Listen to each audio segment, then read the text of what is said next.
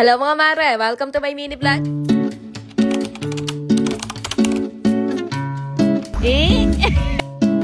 Magandang araw mga mare. For today's vlog, ako muna ang mag-voice over dahil masakit daw ang bunganga ni Maring Rodalyn nyo. Ay, lalamunan pala. Ayan, bunganga pa more. Nagbabakasyon nga pala sa amin ngayon ang lola ko at yung dalawang pamangkin ko. Kaya ayan, at ipinasyal muna namin sila dito sa dagat. Eto nga, bumaba sa sasakyan ng asawa kong pinakamaganda at pinaka-sexy. Sabi niya yun daw sabihin ko kaya ibigay ang hilig ng walang ligalig. Sabi kasi nila, basta Batanggaya daw ay maliligalig. Totoo ba yun? Charing! Saglit na naman kami magdudublob dito mga mare, kaya nagrenta lang kami ng isang mesa. Tapos naglatag lang din ng banig itong asawa kong sexy. Ayan, napasok ka tuloy. Dikta pa more. Sakto naman mga mare, may naglakaw ng taho. Kaya eto, binilihan lang din namin ng mga bata. Siya nga pala, daldal na akong daldal. Take two. Siya nga pala, daldal na ako ng daldal dito. Kung meron kayong Maring Rodalyn, ako nga pala si Paring JR. Di pa ako nakakapagpakilala, nawala. Ay, Take three. siya nga pala, daldal na ako ng daldal dito, hindi pa ako nakapagpakilala.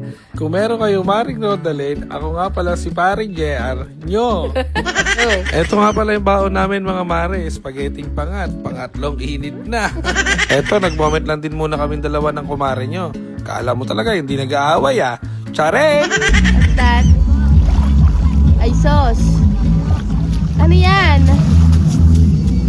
Ah, ang dami na Ano to? Smile ka muna. Smile. Smile muna, Aisha.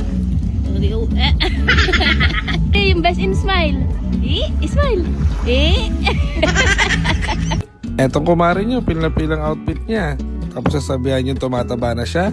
Pero totoo naman, ang lakas na kasing kumain ngayon. Ganyan ako kagaling mag-alaga. Nakakataba. Charing! Kaya nga nag-outfit check pa siya. Wait lang. Ulit yung burahin mo muna. Go. Ayan, nag-outfit check pa talaga. Kaya bilhin rin kayo ng suot-suot niya, mga mare. Yung link, nasa comment section. Yan. Ayan, inaantok na siya. Grabe, ang laki ng bunganga. O siya mga mare, magpapaalam na muna ako. At siya na raw muna mag-voice over. At wala na raw ako nasasabing matino. Bye-bye! Siya. Tigilan na natin tong kalokohang to mga mare. At parang mas lalo lang yata sumasakit yung lalamunan ko sa consumption sa voice over nito. Alam niyo yung feeling na para kang makukunan kahit di ka naman buntis, na para bang gusto kong manakit. Oo. And may naglako din nga palang ice cream dyan. Kaya napasayaw na lang ako ng mamang sorbetero. Tayo sumayaw. Kalabang mong hawak. Walang ikaw ay.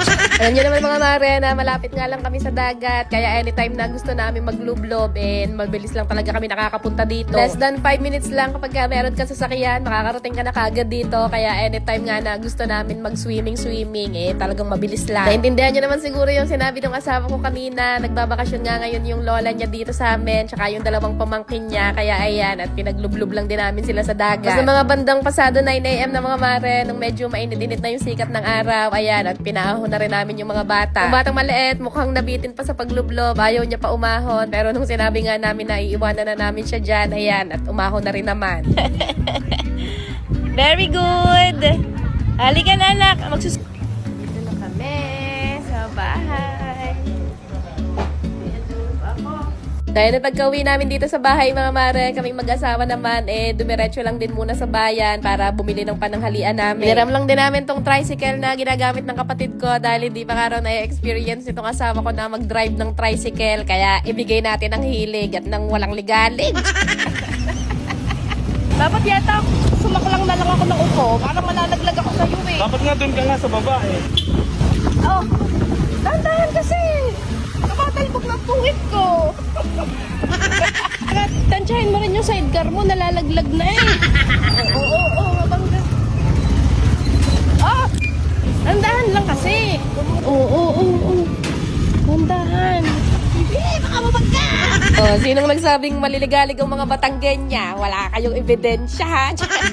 Nahagard sa tricycle. Yung dami. Kali magluluto ako ng ginataang kalabasa mga mare, kaya bumili lang ako dyan ng kalahating kilong hipon na pangsahog, tapos magsasinabawan lang din kami nitong isda.